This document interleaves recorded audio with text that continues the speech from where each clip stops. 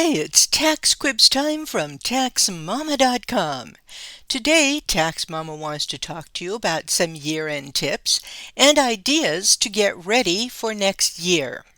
Well, my family and friends, this year is coming to a close remarkably fast. It seems it was just January, one blink ago, and now it's nearly over. This year has been filled with lots of small and major successes for my students, family, and friends.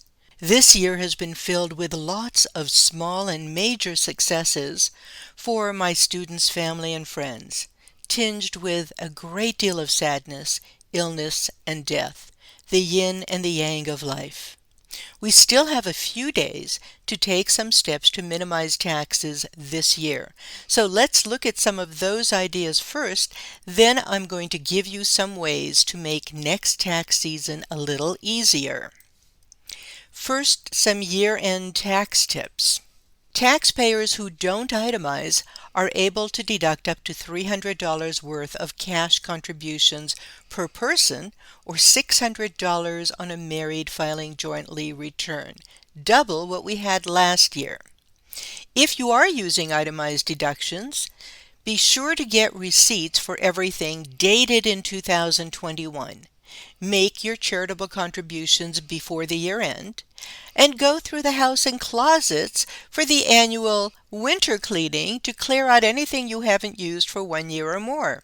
If the clothing, appliances, furniture, pictures, etc. are in good condition, take pictures or video to prove it, then donate them to your favorite charity. If you want to make a really big donation but don't have time to make the arrangements, consider having your brokerage or financial institution open a donor-advised fund.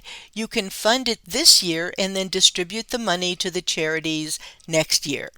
Prepay your 2022 installment of property taxes unless you've already reached the $10,000 state and local tax limit, that SALT deduction limit. Is the Build Back Better Act ever going to pass, raising that limit? Probably not in time for you. But when it does, those who already pay much more than $10,000 in the first place will get the benefit of the higher deduction. Very important, everyone age 72 and over must take their minimum required RMDs, their minimum required distributions from their IRAs and retirement accounts. In 2020, we didn't have to do it. We do now. There is a 50% penalty called an excise tax for failing to draw the funds. If you don't really need the money and don't want to add it to your adjusted gross income for the year, consider sending the amount of your RMD directly to your favorite charity. Divorced parents dealing with an aggressive ex who doesn't support your children but claims them anyway. Get an IP PIN or identity protection PIN for each child so that only you can claim the child on an electronically filed return. Do it as soon as the IRS portal opens in January, but gather all the information now. Those with businesses who like to buy business assets at the end of the year, buy the things you're going to need for next year, but start to put them to use this year or you won't be able to get the deduction until next year. Here are some tips for the upcoming filing season.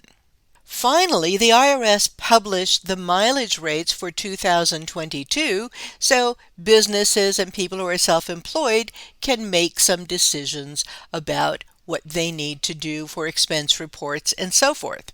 The most important information I'm going to give you now is to survive all of the transcript and taxpayer account related needs during 2022. You're going to need access to your account. So do this. First, create an account with ID Me and have your photo identification ready. Here's the link to that. Then, tax professionals set up your Tax Pro account. IRS created these new accounts in July and they're working fine.